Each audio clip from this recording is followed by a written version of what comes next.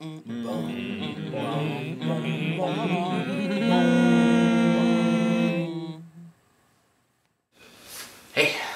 I'm Dominic, and I'm gonna teach you how to make a 3-egg omelet today. As with any omelet, the first thing you're gonna want to start out with is eggs. Now, I recommend having your bagger, when you buy these at the grocery store, put a rubber band on them because it's really handy, not just for holding the carton together, but if someone in the parking lot should assault you, you got defense. You want to grab 3 eggs and crack them individually into their own little cup. And if you have shell in there, you can use a fork or something to get it out. I prefer to use my finger.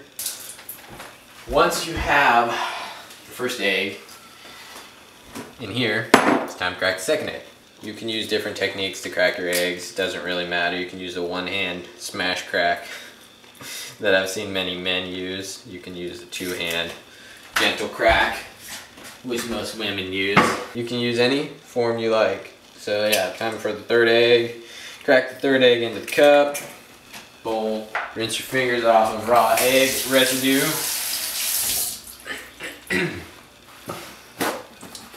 And grab a whisk.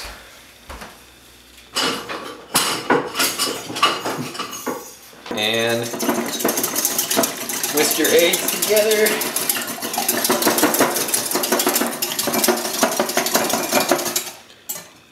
Until it looks like orange juice. I'm gonna come over here, turn the, that's the oven, this is the stove. I'm gonna turn the stove on to about 4 to heat up, and you're gonna wanna stick some butter in the pan. Once it heats up, the butter will melt, and as the butter melts and spreads throughout the pan, you know, then want to pour your eggs in. But for now, you just gotta wait because there's nothing to do until the butter melts.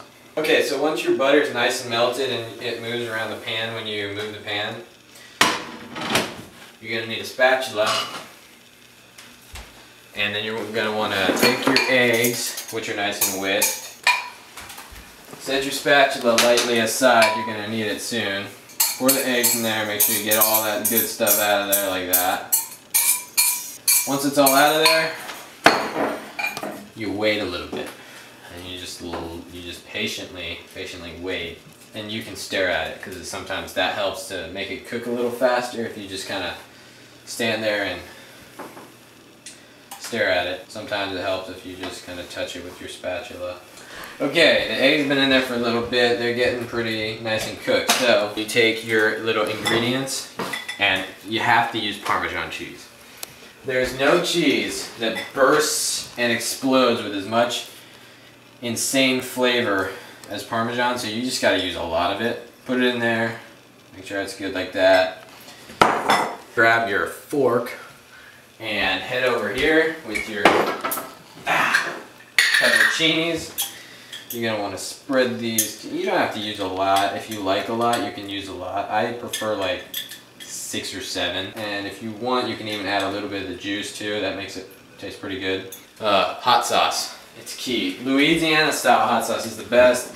This will simply work. You just want to spread this in there. You don't need to use a lot. Just sprinkle it in there. It adds great flavor.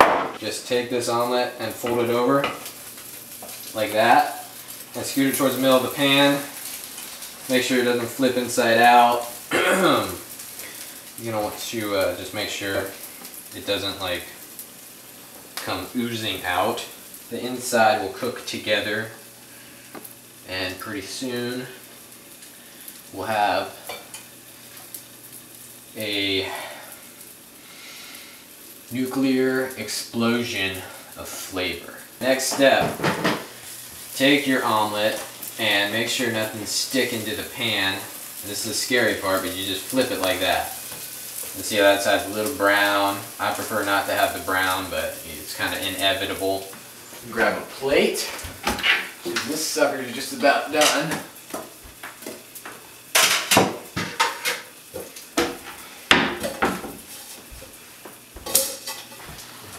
There you go.